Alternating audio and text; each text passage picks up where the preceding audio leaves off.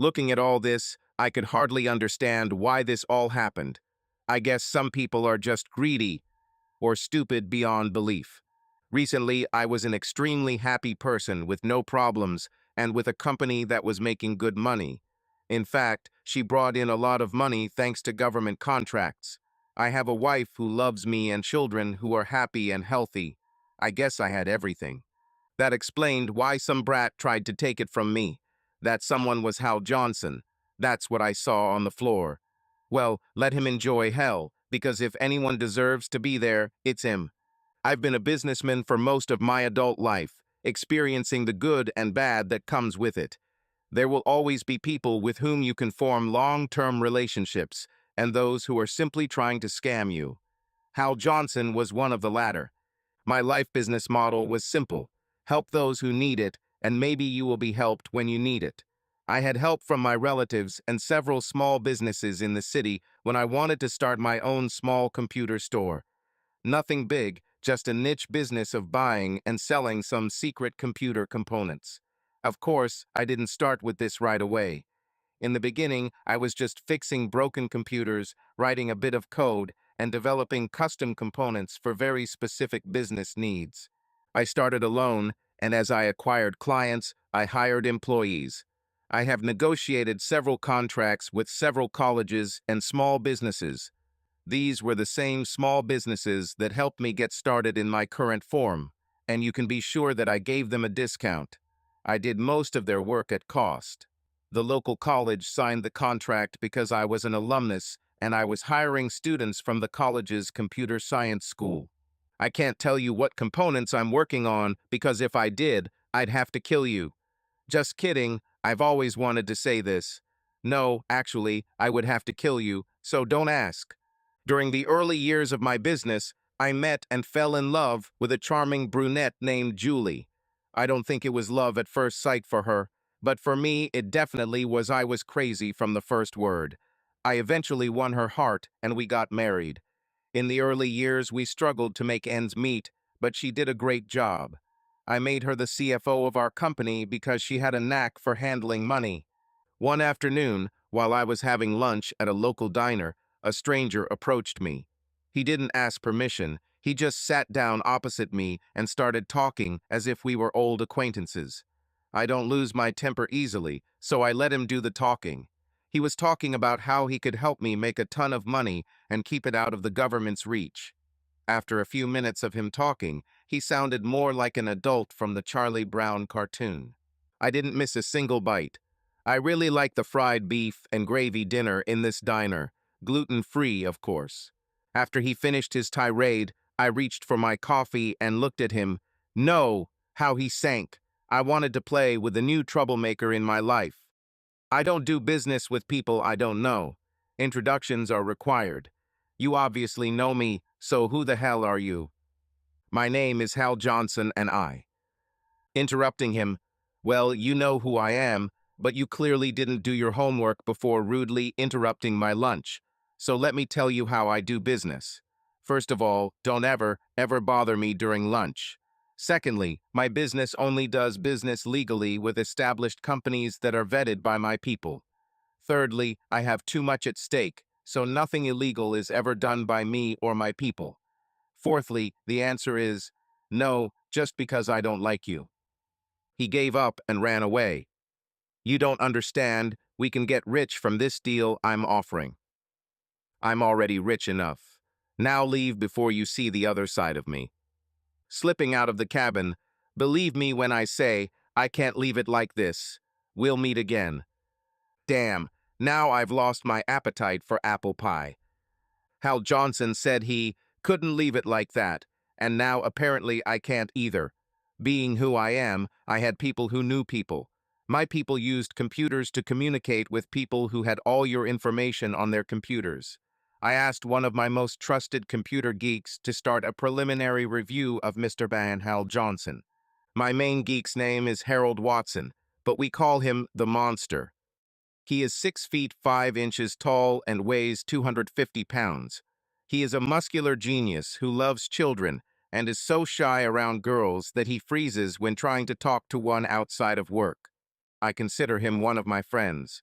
I told him about my lunch and asked him to begin checking on Mr. Hal Johnson. Keep your investigation a secret for now and let me know as soon as you find anything. Don't check the government databases until you talk to me, okay? No problem, boss. I'll call you as soon as I'm done. You don't expect any trouble, do you?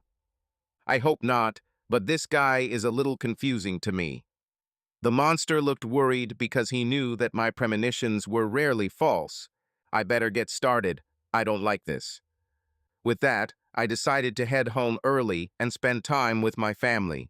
My wife took today off work to get home early and take care of the kids. I found my wife in the kitchen, adding the finishing touches to dinner. Sneaking up behind her to kiss her neck, I was just inches away from her. Don't even think about it. What? Me?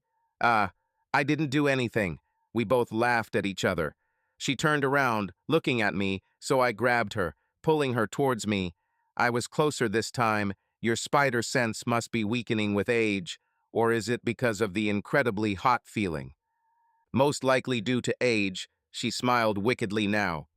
But I'm more than ready to get him into bed right now, and he can try to please me the best way he knows how. Well, I don't know, maybe I should wait, and I'll take one of those little blue pills to make sure I'm on top. No way. The last time you took one of those pills, it took 3 hours. Besides, the kids will be home soon, and I need to finish dinner. Okay, no blue pills. Running upstairs to our bedroom, we began shedding our clothes along the way. I love you, sweet. I love you too. Now let's get up and finish dinner before the kids get home. The kids returned home from school, and we had a nice dinner. As our children grow and our business grows, we rarely have time for this. But when we do, it's always a great time. After dinner, we cleaned ourselves up and went to bed.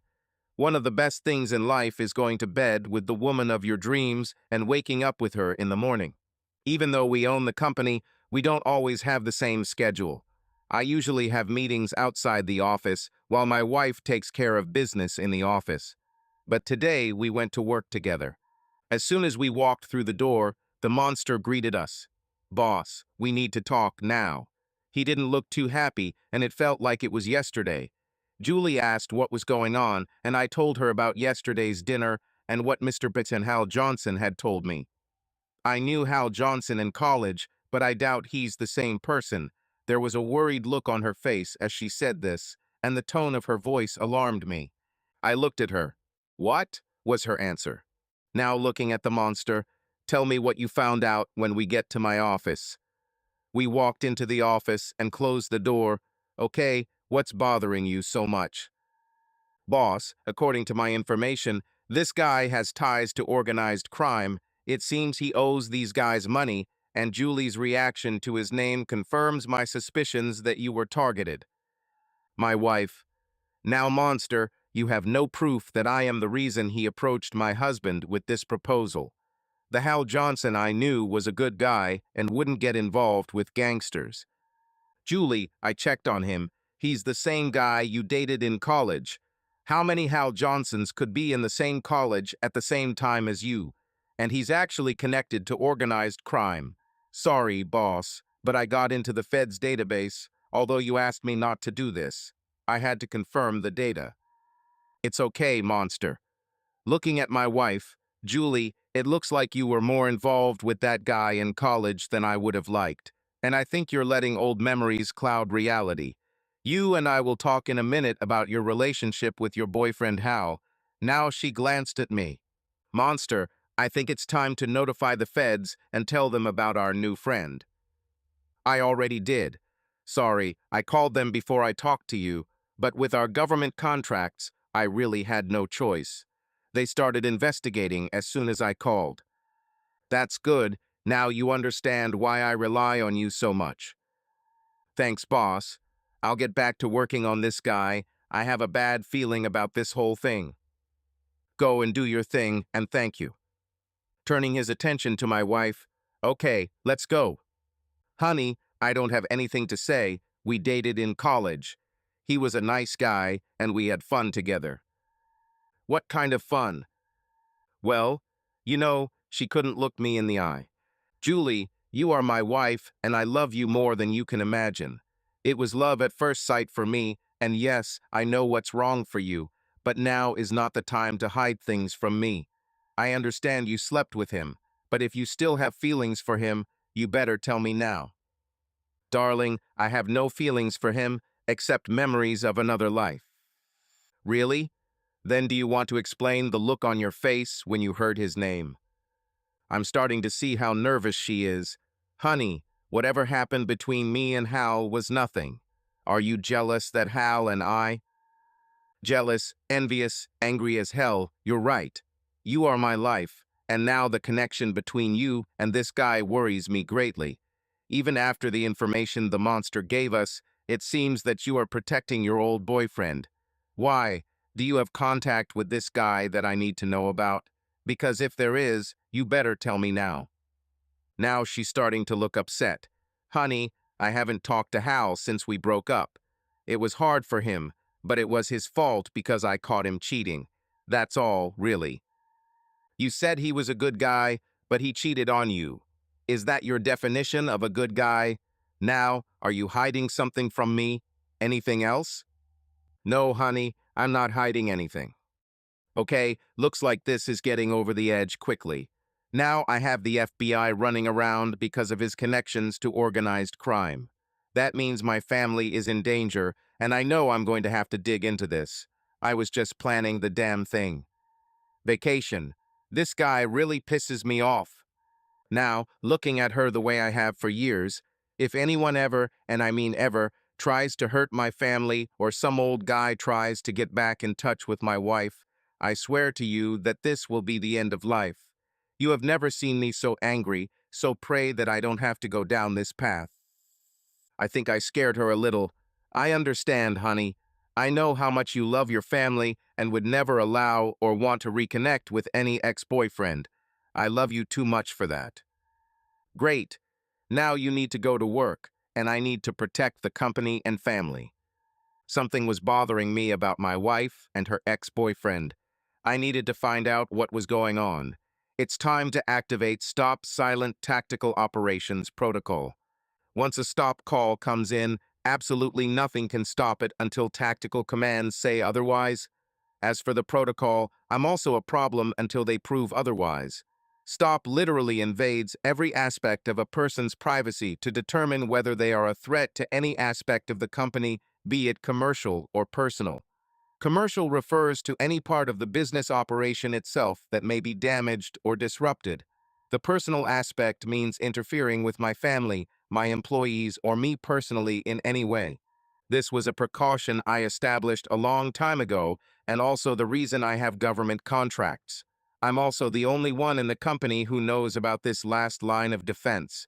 Not my wife, not the FBI, not the federal agencies with whom I have contracts do not know. Other than the stop people, there is only one person outside the company who knows about this, and he runs a government agency that has 3 initials and the guys have computers and guns.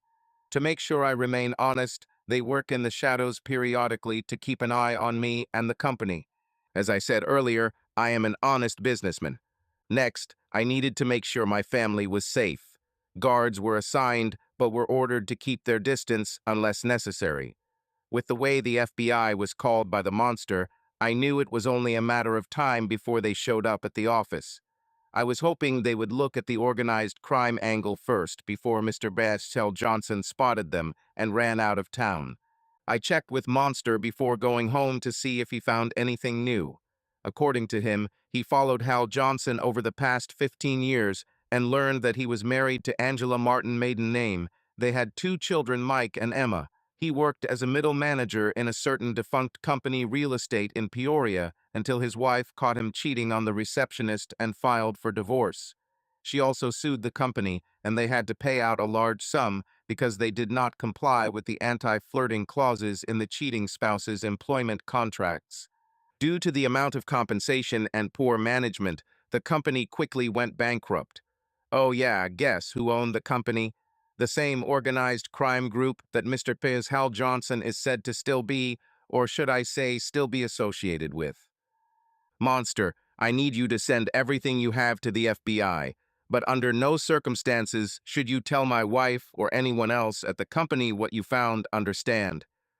Of course, boss, but why hide this from your wife? I need to keep her safe, so don't give her any information about her ex-boyfriend. Understood. With that, I walked into my wife's office to take her home. When I approached her office, she was talking on the phone, presumably about company business, but as soon as she saw me, she abruptly ended the conversation, looking like I had caught her hand in a cookie. Darling, I haven't seen you. How long have you been standing here? What's wrong? You look worried. Nothing happened. I just didn't expect to see anyone standing there, that's all. Well, then let's go. The working day is over. Let's go home. She turned off the computer, picked up her purse, and followed me out of the building. Our ride home was silent, and she seemed anxious the entire way home. The kids were waiting for us when we entered the house. What's for dinner? We're hungry. Look, guys, I've had a rough day, so let's order some pizza today. We'll have a family meeting after this. There's something very important I need to talk to everyone about, okay? Since we don't have pizza often, everyone agreed. As Julie and I get older, we eat healthier and increase our physical activity. Plus, it's nice to order pizza from Mario's Pizza every now and then. I installed their computer-based online ordering system along with their mobile app for Android users, significantly reducing the price, by the way. Yes, you guessed it, he helped me start my business. Now his son John runs the pizzeria and has expanded the business to launch a line of frozen pizzas for regional grocery stores. As you can imagine, this business provides employment to a good number of local people and is of great importance to the community. He loves the city and still works at the original store his father opened 40 years ago. The pizza delivery guy turned out to be Paul, who has a crush on my daughter Bethany. Beware of guys who want to date your daughter. Sure enough, Bethany opened the door, and a few minutes passed before the pizza appeared in the doorway. I know that if they were making out on the porch before I got my pizza, he wouldn't get a tip. Bethany made Paul bring pizza into the living room while I put the new Godzilla movie on the Blu-ray player. Hey, Dad, Paul brought the pizza. I see. Hi, Paul. How are you? The boy looked nervous. Hello, sir. I, I, I'm fine, sir. Bethany nudged him in the side. Sir, Mr. Golden, sir, there's a movie coming out on Friday, and I'd like to invite Bethany to come with me, if you don't mind. Sir? I smiled along with my wife and other daughter. I wanted to torture the guy a little more, but I felt sorry. Plus, the pizza was getting cold. Sure, Paul, I think that'll be fine. But you know the rules. Nothing that gets you hurt or in trouble after the movie, and she has to be home by 11:00 p.m., okay? Yes, sir, no problem. I was going to take her out to dinner after the movie and bring her straight home. Sounds like a good evening. Put the pizza here and there you go, no change needed. Thank you, Mr. Golden. I'll see you at school tomorrow, Bethany, he said as he turned and walked out the front door. After the door closed, everyone except Bethany laughed. Dad, did you really need to talk about the rules? God, you embarrassed me so much. Oh, honey, I wasn't that bad. Now let's eat and watch Godzilla, I said, doing a poor imitation of a Japanese accent. Godzilla is one of my wife's favorite monsters. Hell, we went to see this movie several times while it was in theaters. After the movie, it was time for the meeting.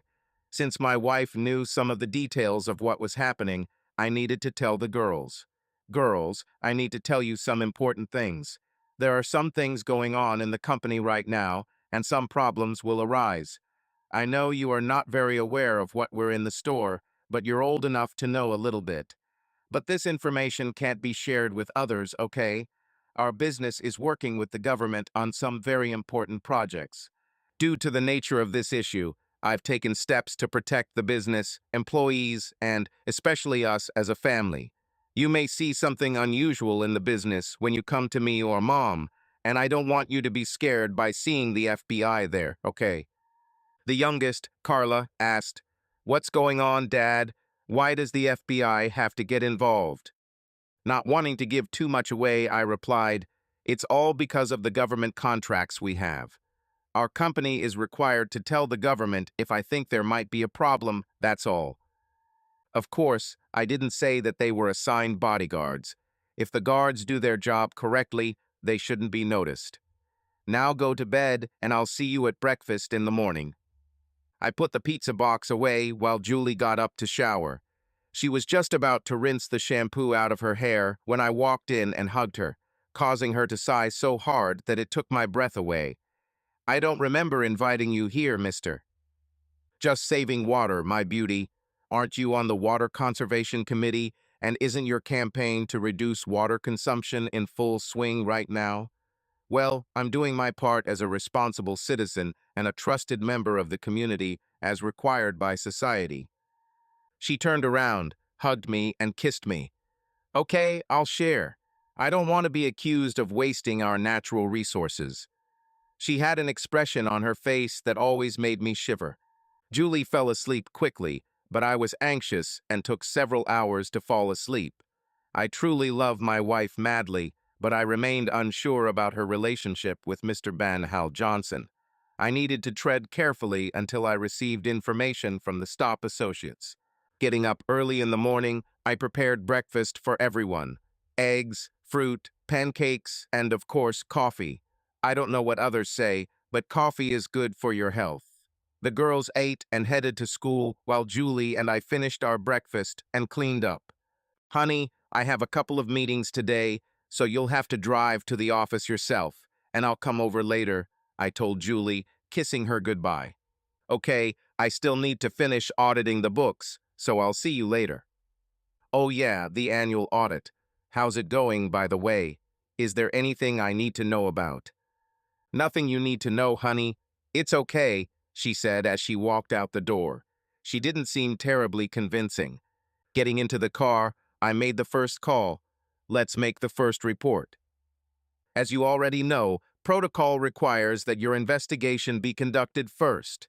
Intermittent reviews and this request for review confirm that there was no coercion or deception on your part, and you are deemed suitable for information. You can continue. Stop associates are already on the ground conducting internal reviews. All internal systems reviews will be completed by noon today. An external review of the actions of FBI agents and others will be completed by this time tomorrow. Okay, was he notified? Yes, sir. He is expecting your call. Thank you. Expect my return call at 12:15. At any other time, or if you do not hear from me, initiate Deep Destroy External Attack Protocol. Understood. I expected the next call to be less formal. "Hello. Mike, it's me. I was expecting your call. How bad is it?" "I'll find out after lunch, but I think it's bad. She's hiding something." "You are sure?" "I'm afraid so.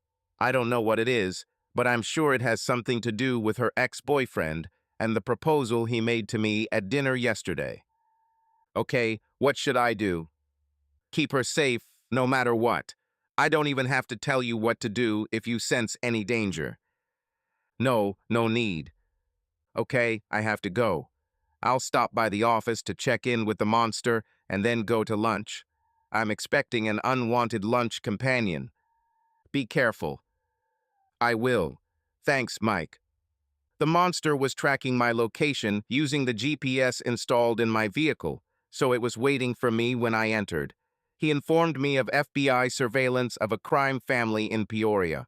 Apparently, Mr. Pinenhow Johnson contacted them, and they made it clear to him that if he didn't make a deal with me, he was done by the end of the month.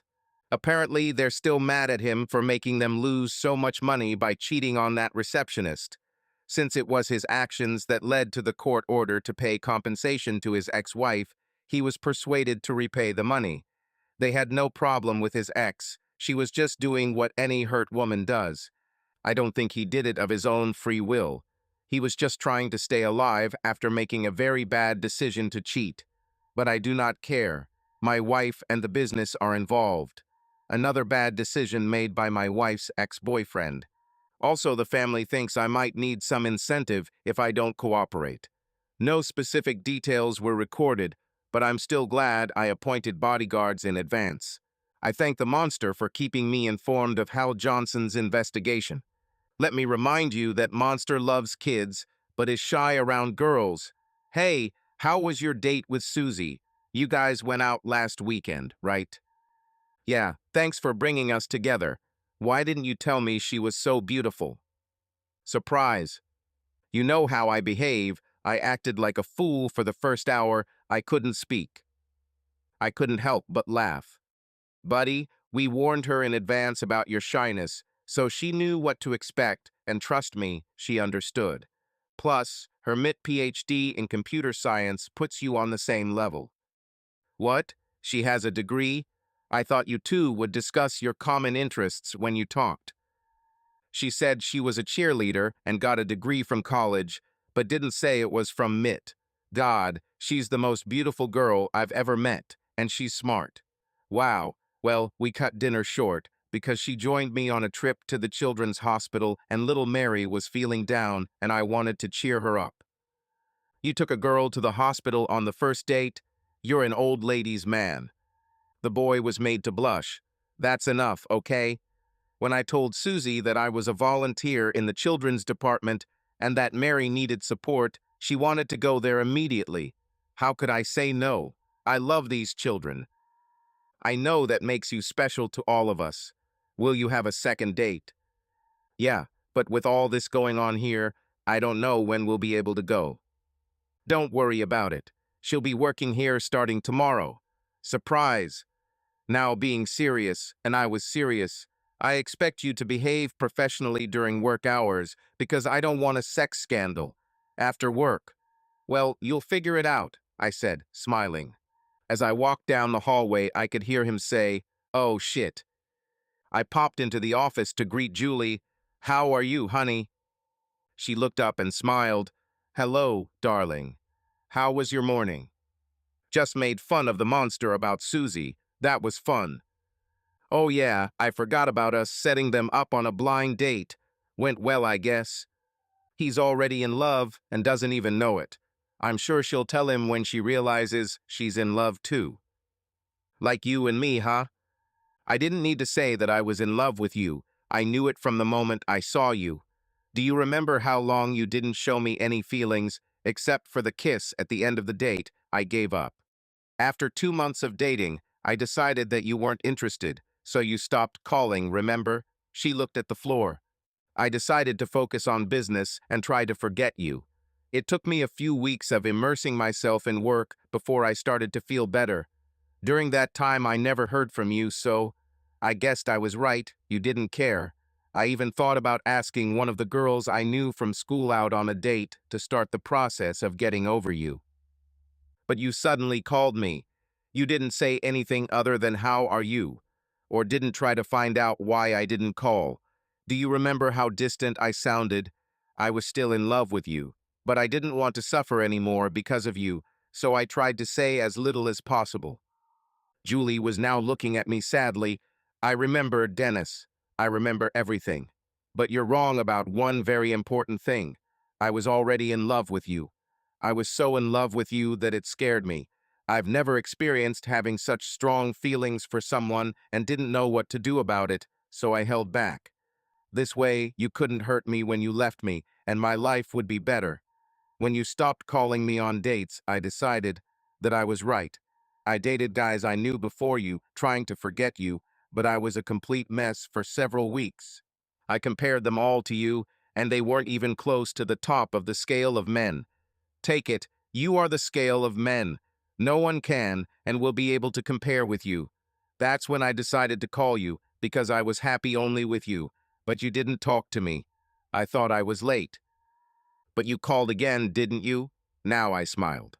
You can guess what I did. There was no way I could let you go without a fight. I was determined not to hold back this time and show you that I really loved you. The second time I called, I asked you out on a date, remember? Yes, I remember. I was so excited when you invited me that I could barely contain myself. But I was still afraid. I was afraid that you were setting a trap or playing some kind of game with me, the type when they invite nerds for dinner and then laugh at him. But I didn't do it, did I? No, you didn't. When we met in the restaurant, you jumped up and kissed me so hard that all my fears disappeared. She was smiling deeply now. Yes, I know. I knew at that moment that you were mine and would be mine forever. The rest is history. I love you now more than I ever thought was possible. I couldn't live without you and would do everything possible to make sure you never leave me. That last part sounded more like an act of desperation than an expression of love. Honey, is something wrong? Surprised at the question, no, she answered too loudly, looking away. No, nothing's going on. This was exactly what I needed to hear. I knew something was very wrong, and she was involved. Come here. All I wanted at that moment was to hug her and never let her go. We hugged tightly, neither of us wanting to be the first to break the hug. We better get back to work, okay? With that, I kissed her softly on the lips. I love you. And I love you too, darling. I walked out of her office with my worst fears swirling in my head. She cheated on me with her ex-boyfriend and tried to take my company away from me. Noticing the time, lunch. This will be interesting, I thought to myself. I already knew that I was under surveillance, so I wasn't particularly worried about my safety. Hal Johnson wouldn't make any deal if he shot me, so I wasn't worried. No, such people try to influence others in other ways. Kidnapping, extortion, etc. When I got to the diner around 11:30, I found it wasn't as crowded as usual, so I was able to grab my favorite booth and order a special. The food is always delicious here. I had almost finished enjoying my meal, thinking that the trip had been a bad one, when he came in and sat down opposite me. At first I was disappointed that he came, but quickly changed my mind. A dark curiosity came over me, and I wanted to see his next move. I didn't show any emotion, I just sat and looked at him. The ball is on his side of the field. After all, his life was on the line. So, have you thought about what we discussed the other day? It will be beneficial for both of us, and we can make a lot of money. Oh, how nervous he looked.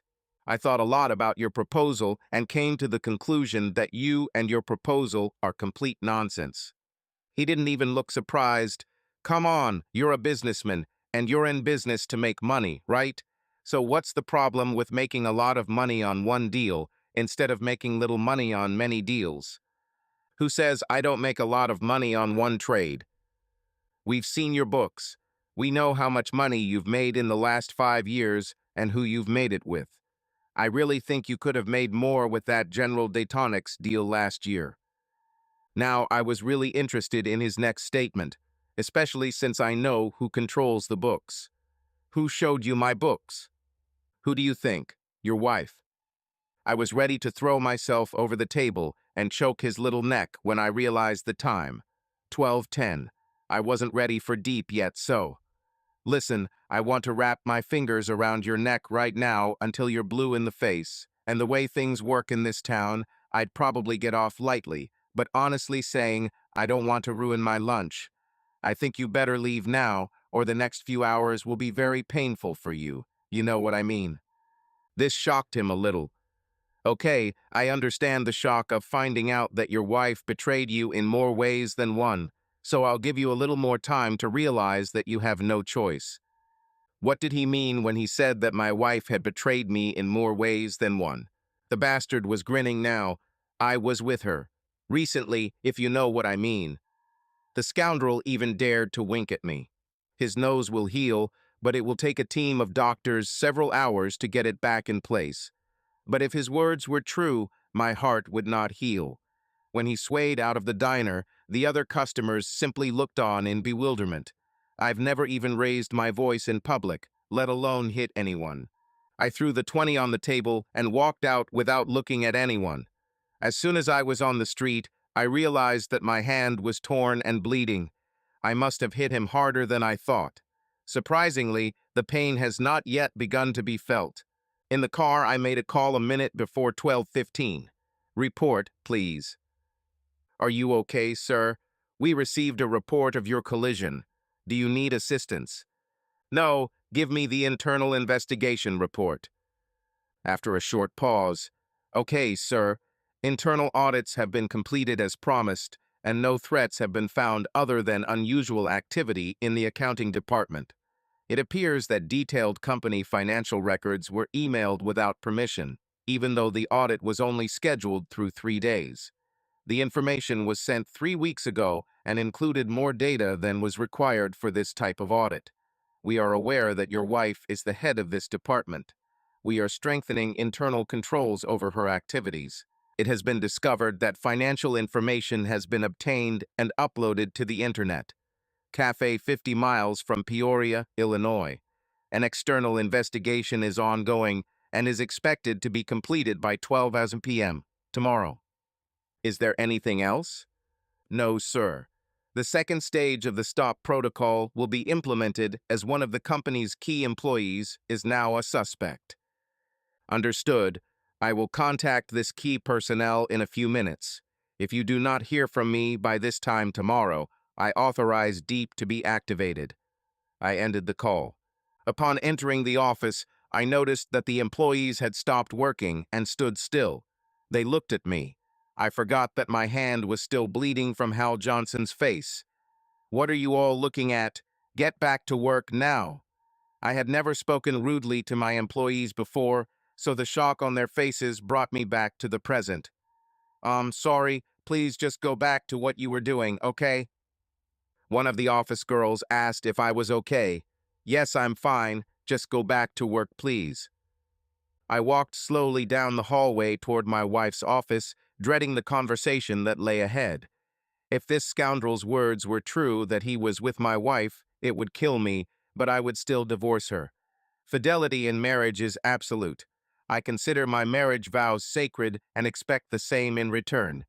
When I walked into her office, she looked up and saw me standing there. The anguish on her face was obvious, and she immediately became alarmed.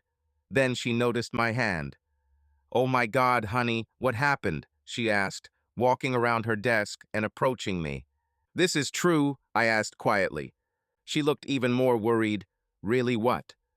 "You and your ex, damn it," I exclaimed so loudly that it was heard in the neighboring offices, and the employees looked out to look in our direction. Hesitantly, "Me and Hal." "I don't understand, honey. What do you mean?" "Enough, Julie. Stop this right now. You know exactly what I'm talking about, and you better start talking, or my next call will be to the lawyer." "What? What are you talking about? A lawyer? Why a lawyer?" "For our damn divorce. This is what a husband does when he finds out that his wife is a damn slut." Without thinking, she hit me in the face hard. I just stood there with a broken heart. Seconds later, the anger gave way to immense pain as my eyes filled with more tears than they could hold. I sat down heavily in a chair and burst into tears like a child.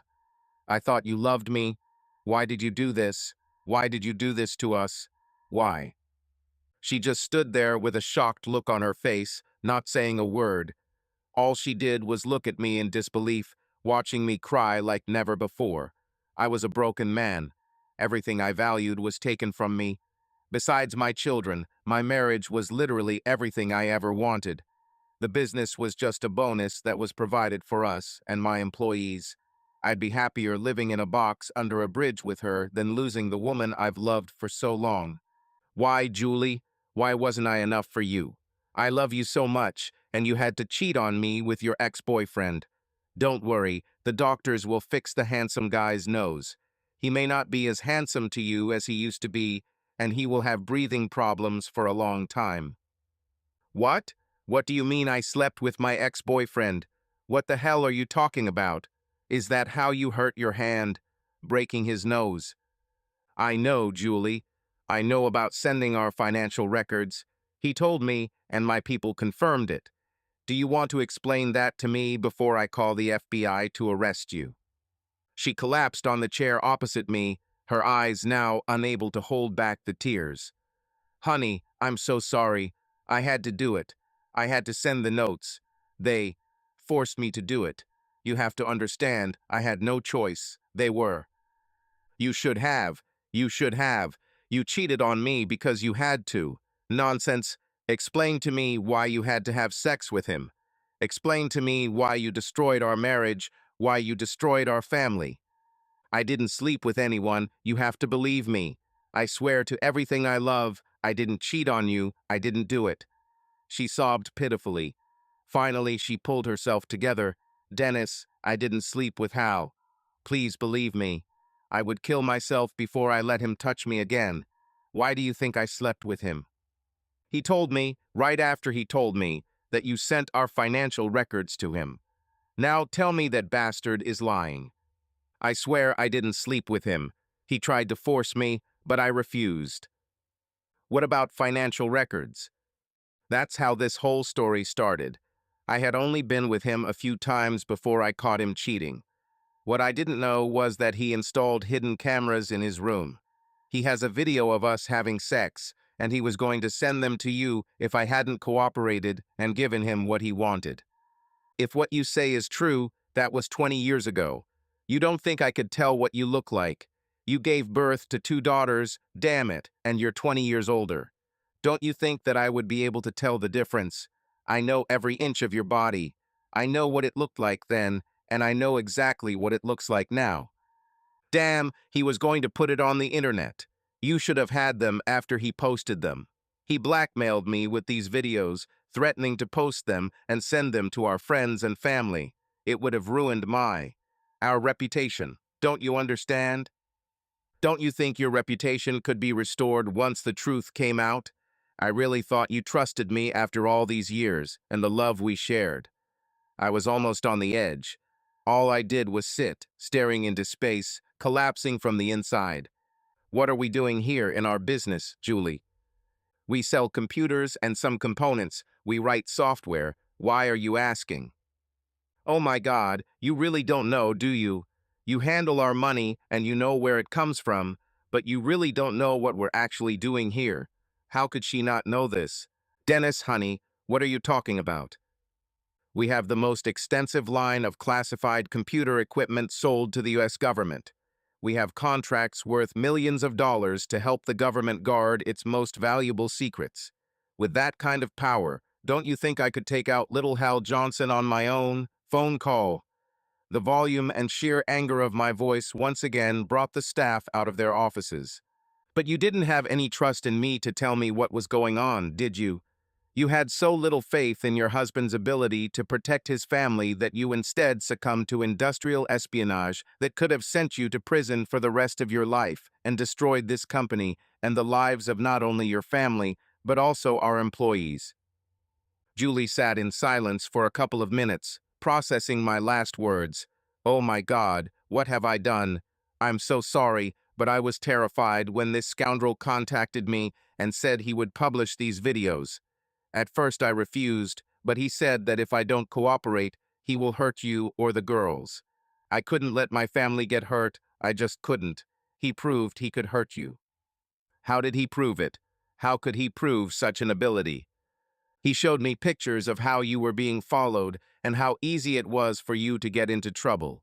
He had pictures of girls at volleyball practice and with friends. He said it would be very easy. You could have an accident and the girls would disappear. My girls, Dennis, I had to do it. I couldn't let my family get hurt. I just couldn't. She began another bout of crying. Well, there was no chance of that. You and the girls have been under guard ever since the monster gave us information about Mr. Hal Johnson. No one on this planet could harm you if they didn't have a small army. I took out my phone. Mike, it's time to come in. Be back soon. Julie looked at me with a very puzzled look. Dennis, what's going on? You and the girls are going on a little trip.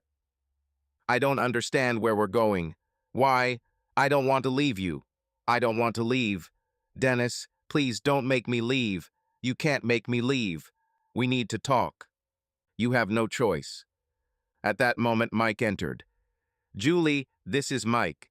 He will take care of you and the girls. You will go with him and pick up the girls from school.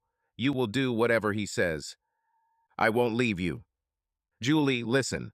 You have no idea how close you have come to destroying everything we have. Our marriage, our family, and our business could be taken away from us. If I don't act accordingly within the next 48 hours, I'm inclined to believe you when you say you didn't sleep with your ex-boyfriend, but you not coming to me when he contacted you and you're sending our financial records could ruin this company and everyone with it. Tied up. If you want a chance to remain my wife, you will go with Mike and do what I say. Julie was shocked when I mentioned the possibility that she might not remain my wife. I don't want to go, but I will if it means I have a chance to remain your wife. Mike will keep you and the girls safe. You wouldn't have gone with him if he didn't have my complete trust. He risked his life to save mine years ago when he didn't have to, so I know that he can protect you. What do you mean, he saved your life? I'll let Mike tell you, but you need to go before the FBI comes. She walked towards me hesitantly. I'm so sorry, please forgive me, she said, hugging me tightly. I held her close, affirming that she was still loved. You still don't understand how much I love you, do you? I think I'm starting to understand and realize I love you too. With that, Mike and Julie turned and walked out of the office building. I knew he would take care of my family. He had a safe place where he could hide them. Only 3 people knew about his location. Mike, of course, I am a person in Washington, D.C. I know its location because I was there a few days after I was kidnapped a few years ago. Julie isn't the only one who can keep secrets. I was on a business trip in the capital when I was invited to spend a couple of days vacationing in the George Washington National Forest in a cabin that belonged to the family of one of the government contract negotiators. The cabin has been in the family for over 50 years. Jack Murphy was a good guy, and I had dealt with him before.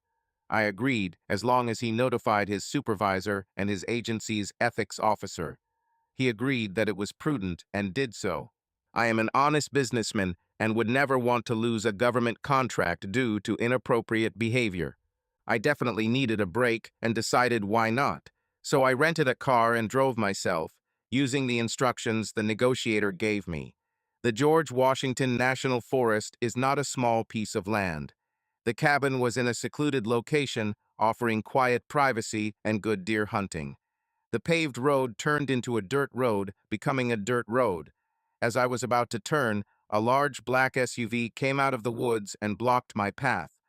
I locked the brakes and stopped just a few feet from the SUV. I started swearing at the driver behind the wheel. Next thing I know, masked men jumped out of the SUV and pointed guns at me. I put the car in reverse and tried to drive away, but they shot the tires and pulled me out of the car. I resisted as best I could until one of them hit me on the head with the butt of his gun. When I came to, I was tied to a chair. Having regained consciousness, one of my captors approached me. I see you have come to your senses. Okay, sorry for the blow to the head, but we couldn't let you leave. Are you feeling well enough to talk? Still looking around in shock, I saw that I was in a wooden hut. The fire crackled quietly in the fireplace, and I saw 2 other men at the table eating. I'm a little dizzy and could use some water. Did you really have to hit that hard?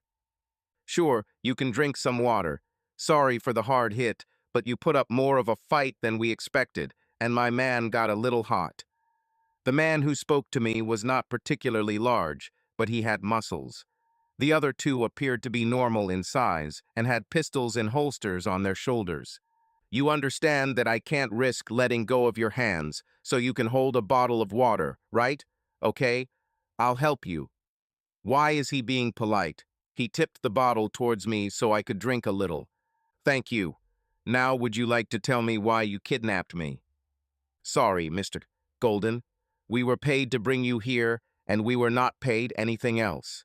Our benefactor should arrive soon to discuss some business with you.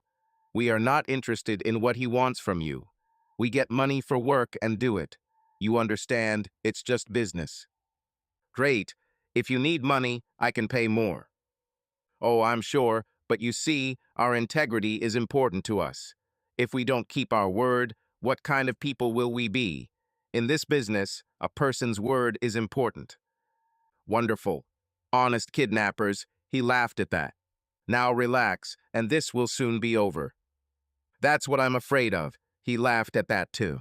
I spent the next few hours in that damn chair, listening to the men who had tied me up so I could learn enough information to pinpoint my location. They started complaining that their client didn't show up and didn't pay them. They wanted to leave here because they knew that the search for me would soon begin. The longer they sat with me, the more they risked being caught. I was supposed to be at Murphy's booth at 5:00 p.m. on Thursday, and it must have been late. Moreover, the kidnappers could not hide the car I was driving after they shot out the tires. With each passing hour, their anxiety intensified. Now their conversations were about asking for some kind of ransom, since their client had not come to do business with me and pay them for their work, so their big score seemed to be gone. I was more worried that the talk would turn to just shooting me and moving on from this mess. I worried if I would ever see my family again or if my body would be found. How will my girls live without me? Who will walk them down the aisle on their wedding day? Will my grandchildren find out that their grandfather already loves them and they haven't even been born yet? Will my wife marry again? Will I be forgotten by the family I love so much? It's too much to lose. If I have to die, I will fight to the end. How about I go to the toilet? Come on, get off. Are you kidding me? Wait, you offered me water a while ago, so you're being polite, aren't you? What can I do? You have a gun. I'm asking you, please let me out of this chair and let me go out. The guy who had offered me water earlier told one of the other two to take me outside so I could relieve myself. The leader of the trio said, "He's right, we have guns, so if he tries something, use the damn gun." One of the guys came up to me and bent down and began to untie me. He also said that if I tried to run away, he would shoot me in both legs. I thanked him for letting me go. I got up and started walking. It was difficult since I had been tied up for so long. My head still hurt, but at least I didn't feel dizzy. I pulled my arms and legs, trying to restore blood circulation, which made the guy push me towards the door. Apparently, politeness has its limits. I needed to be prepared. This could be my only chance. Luckily, there was a toilet, and I found a free board that I could have used to hit the guy in the head if he wasn't paying attention. Admit it, these were city guys, and I'm a computer geek. I wasn't dangerous to them, so leaving the toilet with a piece of wood in my hands was not an expected event. I finished my business and prayed to God. I really wanted to be with my family again.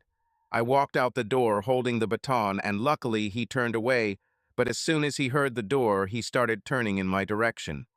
By then, I had already closed the distance between us and hit him on the side of the head, knocking him unconscious. I tried to grab his gun, but it was stuck in the holster. I panicked. I needed to get out of there. I ran into the forest, running as fast as I could. I didn't know where I was or where I was going, but maybe I could survive. I knew I was making noisy steps on every fallen branch and twig in the forest, but if I could get some distance away from the bad guys, I could hide. I must have been running for about 10 minutes, and my head started to hurt really bad. I think I was hit harder than I thought. I heard the kidnappers shouting threats after me. I decided to take the risk, so I kept running, falling and scraping my hands and knees on rocks and fallen trees, but I wasn't going to give up. The pain in my head intensified, making me feel dizzy, but I kept moving. As I crossed the road, I thought about running along it, but decided against it because the kidnappers would look for me in their car, knowing that I would find the way. I tripped over a large tree, deciding to take a short break, hoping the pain in my head would subside. Evening was beginning to come, and it was getting cold. I started shaking because I wasn't dressed for the weather. Now I had an additional problem: hypothermia. After allowing myself only a few minutes to rest, I set out again without any definite direction. I was running blind. I kept hearing the noises the kidnappers were making in the forest, which helped me since I always knew where they were, but I noticed that the noise they were making was getting quieter.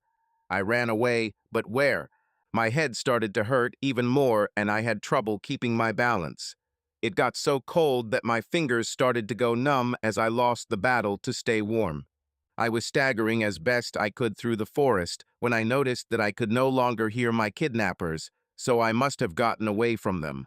But I couldn't stay here on the street. I would have frozen to death if I had not found shelter. It felt like I had run and walked 100 miles, but I knew it was only a few miles at best. My whole body ached, and my arms were scratched from the sharp edges of all the fallen branches and rocks that I scraped against. After stopping for a few minutes to rest, I felt myself starting to leave. I knew I didn't have much time left. I asked God for help again. I looked around, hoping to see some signs of life, and in the distance I thought I saw a dim light. I had no choice. If I didn't go to the light, I would die by that tree. The pain in my head was so loud, it was deafening and very painful. The light grew brighter with every step, bringing me a little hope that maybe I could get out of here alive. It seemed like an eternity before I could clearly see the source of the light. If it had electricity, it probably had a telephone and I could call for help. As I approached the cabin, I noticed a car parked outside. Okay, someone must be inside and they can help me. I continued to stumble closer. I stopped in front of the clearing to make sure the kidnappers were no longer here. It was quiet when I approached the door. I started knocking on the door, screaming for help, when the pain in my head became so intense that I felt myself losing consciousness. I began to come to my senses, hearing the clatter of dishes, I think, and footsteps. Was someone whistling? I opened my eyes, trying to figure out where I was, but where I was, it was dark. I raised my head, and the pain returned, causing me to cry out in pain. I wouldn't do that if I were you. You have a bad bruise on your head. Just lie down for a minute, and I'll get you something to drink. It was a man's voice speaking to me, obviously the owner of the cabin. I hope so. He brought me a cup of coffee. Here, come up slowly and drink this. It's strong, but it's just what you need right now. I took a sip, and he wasn't kidding about how strong it was. You want to tell me about this? Why were you knocking on my door at night, in the state you are? Thanks for the coffee. My name is Dennis, and I was kidnapped. I escaped after hitting one of the guys with a baton after they let me out to relieve myself. Kidnapped, huh? I can believe that story since you're definitely not dressed for deer hunting. Where am I, by the way? Well, you're in my booth. My name is Mike. Nice to meet you, as he held out his hand for me to shake. We're about 15 miles out of town. I've been spending most of my time here these days. I don't need most people. Why? Long story. I have time, and I'm a good listener. I don't really like talking about it, but talking to strangers is sometimes easier. Mike, I don't tend to judge people. A person is defined by his actions and the motives that drive him. Tell me your story. Okay, to get to the bottom of it, I was in the special forces. I was forced to do terrible things, and it took its toll on me. A lot of my friends couldn't handle it. I didn't want that for myself, so I moved here to get away from it all and enjoy some peace of mind. I've been here for many years, and I feel good again. I think I'm ready to be back among the people. I'm glad. I'm glad you're feeling better, and especially glad you're still here. I'm afraid those guys who took me are still looking for me. I don't want them to catch me here. They'll kill me for sure. But I don't want you to get hurt. Maybe it's better for me to leave. Don't worry about me. Remember, SWAT, I can take care of myself and you. You need to rest before you can move. Get some sleep, and I'll take you to town when you wake up. You're a good person, Mike. I can see it in your eyes. Okay, I'll sleep, but only for a little while. They'll be looking for me, and I don't want my family to worry. Family, huh? Yes, Mike. Family. Wife. Julie and 2 girls. Bethany and Carla. They worry me, but without them, I would be completely lost. They are literally my life. Everything else I have, they're just nice additions. What else do you have? A computer company worth millions in government contracts. I think that's why I was kidnapped. The guys who took me said they were waiting for someone who wanted to talk about business. A sudden wave of pain hit me. Damn, my head hurts. Okay, enough talk. Get some sleep. Okay, good night. I fell asleep within a few minutes. I didn't know how long I slept, but a loud noise woke me up. I couldn't see Mike inside the cabin, so he must be outside. Now I started to worry. Looking into the rifle case, I noticed that one was missing. Is there something wrong? Taking the remaining 30-30 rifle in its case, I loaded it and slowly opened the door. Looking outside, I saw a familiar dark SUV. Crap. Where's Mike? He had to face these scoundrels. I knew I should have left sooner when I thought about it. Now Mike could be injured. The loud noises could have been gunshots. I opened the door even wider, listening, hoping Mike was okay. Moving as quietly as possible, I walked to the corner of the booth, trying to understand what they were saying. Looking around the corner, I saw one of the kidnappers, who offered me water, standing over Mike lying on the ground. In the distance, I saw two more on the ground. Did Mike kill them? If so, why is he still alive? The bad guy asked Mike questions about me. From what I could hear, they hazarded a guess that I was here and weren't happy that Mike wasn't answering questions. When one of them tried to force him to talk by pointing a gun at him, Mike's instincts kicked in and he took the two down. The last guy hit Mike in the head and was going to finish him off, but he still wanted answers to his questions about me. Coming around the corner, I aimed my rifle at the villain. I wasn't going to let him hurt Mike. Looking for me, needless to say, he was surprised to see me aiming a rifle at him, and he was stupid enough to raise his pistol in my direction. I fired, hitting him in the shoulder.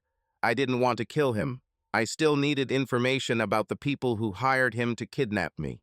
Rushing towards Mike, I crouched down, asking if he was okay. Mike confirmed that he was fine except for a headache from the impact, but otherwise he was fine.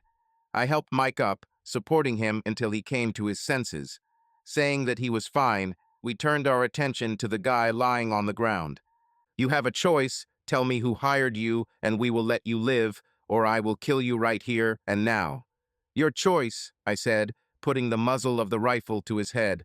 Oh, he spoke. He gave away everything he knew. Since he was never paid, he had no reason to be faithful. It turns out that a certain group of locals with connections to foreign corporations wanted me to cooperate on the issue of computer equipment that I was selling to the government. Okay, I didn't kill him, but Mike suggested his own method of payback in the form of a little tweaking of his lower limbs. Oh, and he'll have a bad shoulder for the rest of his life, courtesy of me. So we both got our payback. I heard that doctors repaired his knees almost like new, and many years later he walks without a cane. We made a phone call, and the FBI came running. Mike and I spent several days in a secure hospital recovering from our injuries while we were questioned by the feds over the sensitivity of the computers I was selling and the foreign corporations that wanted them. We were left in the same room, and we got to know each other better. We both thanked each other for saving each other's lives. By the end of it, I considered Mike a friend. He was going to let himself be killed just to protect me. This man definitely has character. Because I had saved his life, he was convinced that he was in my debt, although in fact the opposite was true. I was in his debt. We agreed and promised each other to always be there if necessary. I persuaded him to accept a job as a security specialist who would work in the shadow of my company. More precisely, he became my family's bodyguard. His job was to hire people to protect my family and work quietly until certain protocols were activated. I made sure his people were well paid, and so far they haven't needed activation. The kidnapping was hidden from my wife with a simple story about secret negotiations and how I was a complete jerk for not calling her. I knew that the truth would come out sooner or later, so I was ready to accept any reproaches she would make when she returned. Now I needed to talk to the monster. Since I knew what Julie had done, the damage had to be kept to a minimum. I went into his office and closed the door. He looked up at me and saw my state. Boss. Sitting down opposite him, I took a deep breath. Harold. He looked very worried because I never called him by his name. I need your help. What I'm about to tell you about will remain between us until I say otherwise, okay? I wasn't worried about Harold. I knew he would never break trust. There was an unauthorized leak of our classified financial documents to an organized crime group in Peoria, Illinois. That scumbag Hal Johnson was blackmailing my wife, and she was the one who leaked the documents. By now, the information has probably already been sold so it can be traced. We have from 24 to 48 hours to sort it out before I have to get the feds involved, and you know they're going to screw it up when they get here. Boss, are you sure Julie handed over the documents? Yes, unfortunately it is. I confronted her, and she confessed to everything. How did you find out about the leak? I have certain protocols, so to speak, put in place to protect this company, the people in it, and my family. If something goes wrong, I have a hidden group of people who help keep everything under control. I won't say more. I want to. Do you think you can do what I need? I think I can. I might have to involve Susie, if that's okay. You can attract her, but only tell her what she needs to know. How are things going with you and Susie? You know, she's only been here a couple of days, but she has skills that will be very useful to us. Good for you for hiring her. Glad to hear it. Keep me posted and remember, keep it under wraps as long as you can. When the feds come, you can show them what you found, and hopefully we can save ourselves a lot of stress.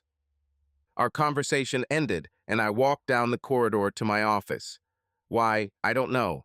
My family was in hiding so I could keep them safe, and my company was on the brink of disaster. If Monster and Susie can get the financial data from the criminal group, maybe I can save everything. But one thing I know for sure is that Mr. Genahal Johnson will regret attacking my wife. I was almost useless. Couldn't focus on anything other than my family, so I decided to go home and relax. Yes, of course. Amazingly, I made it home without getting into an accident because my thoughts were with Mike and my family. Once inside, I immediately went for a beer. If there was ever a time to drink to excess, it was now. I wasn't drunk, but the refrigerator door was opening too often. It was difficult to sleep, as I was going over in my head every action I had taken since that dinner. Instead of being an active participant, I became a reactive victim. Tomorrow that will change. When I woke up at 6 a.m., I immediately went to the monster's office. I knew he wouldn't leave until everything was back to normal.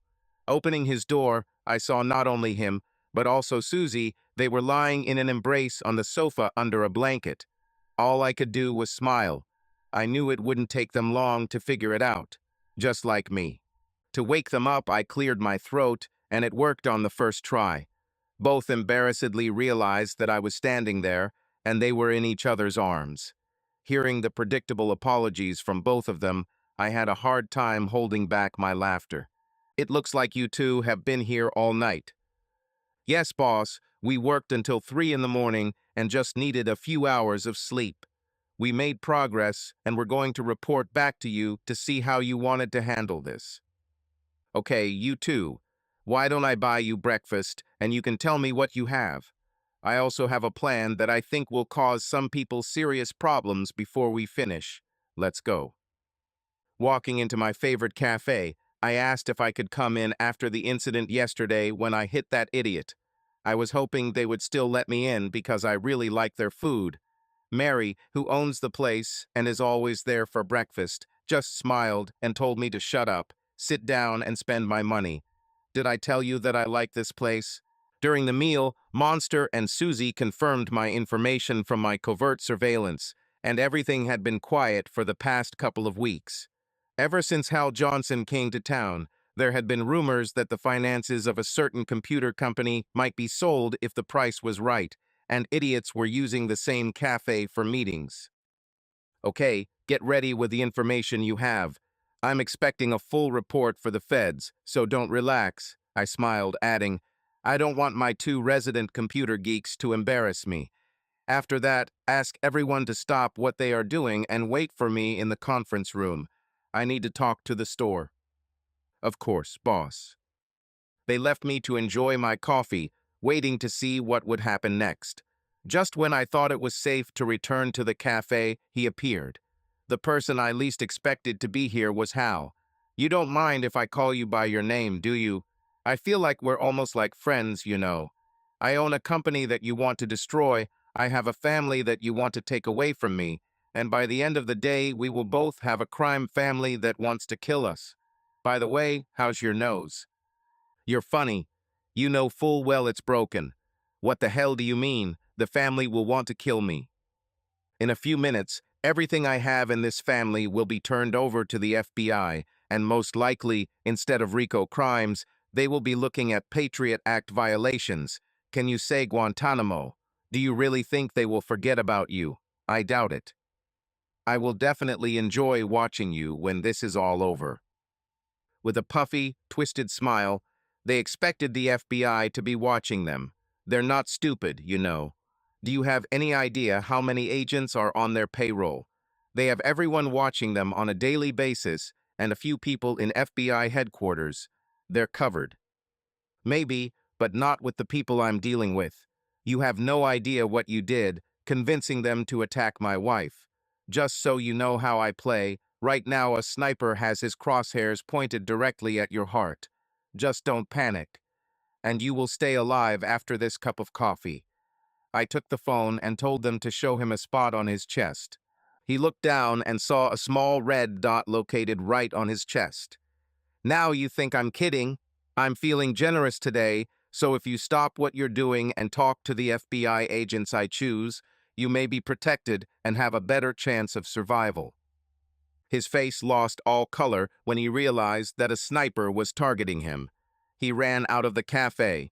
I was still on the phone. Let him go. He made his choice. Mary reprimanded me again for disrupting the atmosphere of her cafe by chasing away her customers. Sorry, Mary, I don't think he appreciated the breakfast, but you know I always like your food, I said with a big smile. Returning to the office, I found the report from Monster and Susie sitting on my desk. I had everything I needed to call the man in Washington. But first I had to call Mike. Is everything okay? Is my family safe? You're really asking me that, aren't you? Sorry, Mike, you know I'm worried about them. I know. But don't worry, my best friends are here. The kids were scared when we picked them up from school yesterday, but Julie calmed them down after a few minutes. In the background, I heard Julie asking Mike if he was talking to me, and if so, let her talk to me right now. Here she is, my wife. She can be a persistent beauty. Dennis, is that you? Are you okay? Talk to me, damn it. Julie, calm down. I'm fine. A lot happened here this morning. I scared your boyfriend, and I don't think he's going to like the ending. He's not my boyfriend. How many times do I have to tell you this? Dennis, I don't have a boyfriend. Please, please believe me. Sorry, it was a Freudian slip. Your old boyfriend made a choice, and I don't think he will survive the storm he caused over us, especially after the family deals with him. I don't care about him, only you and the girls matter. When can we go home? Soon, but there's one more thing to do before that. Now just relax and enjoy the quiet. Mike is a great storyteller. Julie, he's one of the good ones. Nothing will happen to you and the girls while you're there with him. I'll stay, but not for long. I need to fix everything I've done, and we need to mend our relationship. Saving the company is my job now. We'll mend fences when you get back, and I expect that to involve some serious skin-to-skin contact. Oh, Dennis, thank you for giving me another chance, even though I didn't deserve it. I love you. And I love you, Julie. Now tell the girls I love them when they wake up and give the phone to Mike. Mike is here. Mike, your people have discovered that FBI agents are working for the family, so keep an eye on things in case they somehow find out about our protocols. I'll bring extra people here just in case. Sounds good. Be careful, Mike. After hanging up the phone, I sat back in my chair and looked at what happened today.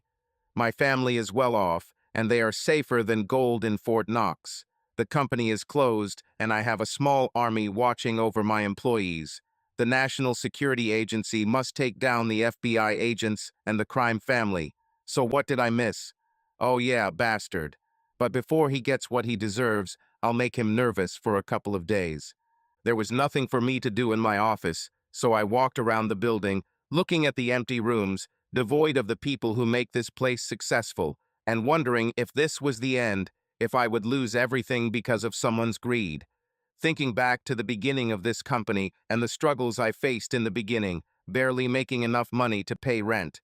If it weren't for the good people in this city who helped me, I would never have made it through. I owe everything to these people. I owe so much to the people who work here. I found new resolve and made a promise. There's no way I'm going to lose it all. I closed my store, turned off the lights, and drove home, giving myself one night to relax and one night so the National Security Agency could, if not eliminate, at least reduce the family and the corrupt FBI agents. Thank God my family is safe. I pulled into the garage and immediately went for a beer. Red Bridge gluten-free beer actually tastes better than it looks, but I can only afford to drink it once in a while. I wanted some quiet time, but I didn't want my bodyguards sitting in a car outside when they could be in the house and feel comfortable. So I called them, "Yes, gentlemen. Why don't you come inside? There's no need to sit in the car when I'm alone in this big house. Come in and make yourself at home and get something to eat. We don't want to be intrusive." "Come on, are you kidding me? You guys are keeping me alive. Come in." "Thank you, sir. We'll be right there." What the hell? Then I heard a knock. Guys, guys, can you hear me? Guys, damn, something's wrong." I ran to the window to see what was happening, and what I saw scared me. An SUV carrying my bodyguards collided with a truck. There was steam coming from under the hood, there were shards of glass on the ground, and the movement of my guys was not visible. I knew they were injured, and I needed to call for help. I called 911 and reported the incident with the location and ran outside to help them. Something told me not to go outside, but I had to do it. These guys were willing to risk their lives for me, so I would do the same for them. As I approached the SUV, I saw both of them sitting in their seats with their heads bowed, but their seat belts holding them upright. I saw them breathing, thank God. I heard sirens approaching. Okay, these guys will be fine. Then everything went dark. I woke up tied to a chair. Again.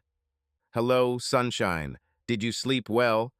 And the next moment he hit me in the face. "Hal, damn it. Well, good morning to you." The next thing was a blow to the face. "Answer, huh? Come on, try again. You didn't break my nose." He did it. "It hurts." "It's okay. I have the money to fix it." That damn partition was still giving me problems.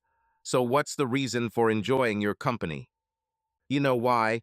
The family is on the run, and taking you was their last attempt to save my life. If I deliver you to them, they can take revenge on you, and I will have another chance to pay off my debts." "Mike, he's gone." "What? How is that gone? What happened?" "Our men were in a car that was rammed by a truck, and they lost consciousness. Apparently, Mr. Golden called an ambulance and went outside to check if everything was okay, and he was kidnapped. Our guys were delivered to the hospital. They will be fine, but they both had minor concussions. The doctors refused to let them go, so they stole the doctors' coats and left. I took them with me. What should we do?" "I'm on my way. Stay put and let these guys get some rest, because when I arrive, it will be time to act." During the phone call, Julie was outside practicing shooting with the Glock pistol Mike had given her to use. She turned out to be a quick learner and did quite well. She seems to have natural talent. "Julie." She turned around and saw the worry on his face. "What happened?" "Someone took Dennis and sent his guards to the hospital. I need to go." "You will take me with you." "What the hell? No, you stay here. My husband is in danger, and it's all because of me. I'm coming. The girls will be safe here, and I'll be safe with you. I can't let anything happen to my husband, so let's go." After a simplified explanation to the girls, Mike and Julie set off. Only 2 people knew I had a tracking device implanted. This was what I did after my first kidnapping. It hurt at first, but I quickly got used to it. A helicopter was waiting for them at the local airport, saving them hours on the road. The tracking device was kept in my office, and besides me, only Mike knew the combination to the safe it was in. Upon landing at the local airport, Mike and Julie met my wounded guards and their replacements. "You guys are okay?" "Yes, boss, we can handle it." "Take us to the company. I need to pick up something." Mike told Julie about the in-flight tracking chip and how my entire family's electronic devices had tracking devices. So if my children or wife are kidnapped and held for ransom, I can find them before something bad happens. She didn't like that I kept an eye on them so much, but she understood that I would do anything to keep them safe. Once they reached the company, Julie and Mike went inside to get the tracker. Julie couldn't believe Mike knew the security code, had the keys, and knew about the secret safe in my office, so she asked him about it. "Mike, why do you have so much access to everything?" "Julie, this is part of the protocols that Dennis has set up. We have thought through every possible eventuality and prepared action plans to save life and limb. Only I and the person from the National Security Agency know about this." Mike took the tracker out of the safe and turned it on. He was shocked that the signal was not detected. "This shouldn't have happened. This has never happened before. Even a room with lead walls can't block the signal. He might have been damaged if he got hit in the head too hard." "Why would it hurt him?" "It's in his head. In his sinuses, to be precise." "Mike, we have no time to waste. I'm going to call the monster and make him come here. If anyone knows how to fix this, it's him," Julie said. A quick call from Julie had the monster arrive at the office within minutes. Susie came too. Julie knew that with these two computer geniuses on our side, only good things could happen. Mike explained the device, the tracking chip, the signal frequency and type, and within minutes they were able to get a weak signal from my chip after they intercepted a military spy satellite. Julie knew the area. A small abandoned industrial area used for metal casting, about 10 miles from town. They all went to the signal. Mike was worried because he had taken too many unarmed people with him to worry about, but he knew he couldn't go without Julie, and he might need Monster and Susie again if the signal needed to be returned. Upon reaching the area, Mike's stress levels rose because not only did he have to worry about a large number of unarmed people, but there were also several cars around the building where I was being held. It seems that some of the family managed to get out of Peoria and wanted to take revenge, which the scumbag offered them. Mike gave strict orders for Julie, Monster, and Susie to stay in the SUV while he and his men went after me. Not knowing how many people were inside, Mike decided to attack from all sides. His men were professionals, and the rescue operation was well executed. What Mike didn't know was that the family had only been there for about 15 minutes and were indeed on the run from the NSA and wanted to let me know how unhappy they were with the whole situation. The heads of the family escaped through a tunnel only they knew about to a waiting car. The bastard called them after they left the city to tell them that he had me and was waiting for their instructions. When they found out that I was available for a private conversation, they changed plans. Mexico could have waited a little longer until they got some comeuppance. The head of the family, named Milo, was not a big man, but he used his influence to the maximum level. To his credit, he had FBI agents in his pocket, but all good things must come to an end. He shouldn't have taken on me. Big mistake. Mr. Peace Golden, I had my doubts when Mr. Johnson proposed the idea of forcing you to make a deal. Something told me not to do this, and for the first time since I became the head of the family, I did it. Don't listen to this voice, and look where it got me. Some of us are dead. The FBI agents that were on my payroll are dead or arrested and will never see freedom again. I had to transfer all my wealth from the US abroad. Bill, and now I have to live in Mexico. And all because this idiot couldn't control himself. I wasn't sure how much time I had left, and I promised to make Hal Johnson pay for ruining my happiness, so I said, "Sounds like you have a problem. Why don't you solve it?" "How will killing him solve my problem with you?" "I'll just leave you alone. I'll call off the feds and let you live a quiet life in Mexico." He thought it was funny and almost burst out laughing.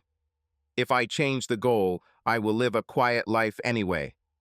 No, in fact, you will be pursued and my private army will find you and your family. Do you know why you are here? You are here because certain protocols were established after my first abduction, and because of what I do for the government, I had to agree that if I or my company were compromised, then the defense is. All external threats are literally destroyed. Life in Mexico will not protect you unless you stop now and give up. It wasn't the FBI in Peoria, it was the NSA. If you live, Guantanamo will be your resting place for the rest of your life. You're bluffing. You don't have that kind of power. Unfortunately, I have. Plus, I have a tracking device implanted, and it's only a matter of time before my men come shooting. So please finish with him and surrender. Around this time, Mike and his men were ready to enter the building and held fire until he fired the first shot. Besides Milo, there were 5 other people in the small room where I was kept. 3 stood close to me, 1 stood behind Milo, and Hal was at the door leading outside. Mike had just walked through the door with Hal standing next to him. I looked at him and smiled. Told you so. He paused, waiting to see if he would be next. The 4 men pointed the muzzles of their rifles at him. Decide Milo. He chose. Outside, Julie heard gunshots and tried to get out of the SUV. Even though the monster and Susie were holding her, she broke free and ran to the nearest door. Mike was trying to untie me when Julie threw herself into my lap, sobbing and hugging me tightly. I was shocked to see her here and more than a little annoyed with Mike. You and I will talk again when we get home, Mike, okay? Yes, Dennis, I know, but I had no choice. What, you can't handle one little woman? Please, as if you could ever control her. I know better. I couldn't help but laugh because it was true. Mike and his men were checking to see how much damage they had done to the bandits when we heard the hammer of a revolver being cocked. Asshole. He was holding a revolver pointed directly at me. I was about to turn to Julie to protect her when I heard 2 shots, too close to be from Mike and his men. Julie? I don't know how, but before anyone could react, Julie pulled out her Glock and shot her ex-boyfriend twice. I took the gun from Julie's hand, still shocked by what she had just done. Are you okay? Don't know. Who gave you the weapon? Stupid question since I already knew the answer. Mike. I know, we'll talk. Mike, get Julie out of here now. She doesn't need to see this. As I pushed her towards the door, Julie, go now. I literally pushed Julie towards Mike as he was dragging her out of the building. Some people never take responsibility for their actions. I could hardly understand how it all happened. Recently, I was an incredibly happy person. I had my own company that made good money, a wife who loved me, and my children were happy and healthy. Looks like I had it all. This explains why they tried to take all this away from me. Turning around, I headed towards the exit towards my crying wife. I think the shock was starting to get to her. As I walked out the door, she pulled away from Mike and hugged me tightly, sobbing into my chest. All I could do was give her the opportunity to deal with it. I looked at the SUV where Monster and Susie were holding hands, tears in their eyes as they watched me and Julie. The look I gave Mike. Yeah, I know, we're going to have a conversation. I whispered, Julie, Julie. She raised her head and looked at me. Let's go home. Mike, call the feds to clean this up, okay? And have 2 of us stay with us in case any of Milo's people are still here. Certainly. Harold, Susie, get in the car. It's time to go home. And that's what we did. I was able to reopen the company within a week.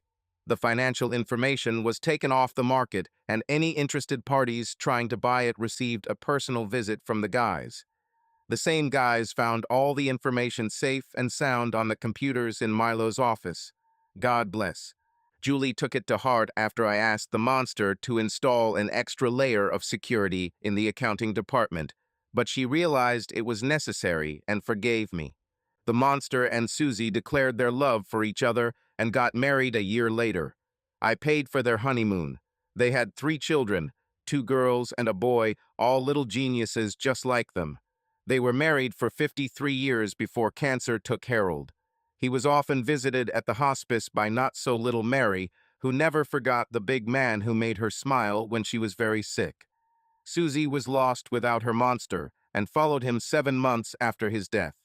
Mike and we actually talked. I screamed at him, "Don't ever do that again." Then I hugged him for protecting me and my family, writing him into my will and giving him and his people a promotion. Bethany and Carla came home and I told them everything. They were teenagers and old enough to know the truth. Yes, I was on their blacklist for a while. Bethany continued to date Paul and eventually married him. They gave us a grandson who turned out to be the smartest child I have ever seen. Carla was still trying to find her way and hoped to one day find the happiness she deserves. Julie sometimes had nightmares, but they quickly subsided thanks to therapy. It took us longer for Julie and I to get over her mistrust of me, but she saved my life, so it wasn't hard to forgive her. She stayed true to her vows, and she was genuinely scared when Hal blackmailed her, so I knew she deserved a second chance. I'm not perfect, and I know she would offer me the same forgiveness. The pain I felt over her mistrust and fear of her alleged affair was harder to let go of than I expected. She kept apologizing, and although I accepted her apology, I didn't let her get off easy. I truly love my wife and thank God for her every day. Subscribe to our channel so that your love doesn't cheat on you, and go ahead and listen to the next story, because this story is nothing compared to the next one. If you're under 18, don't even think click to the next one.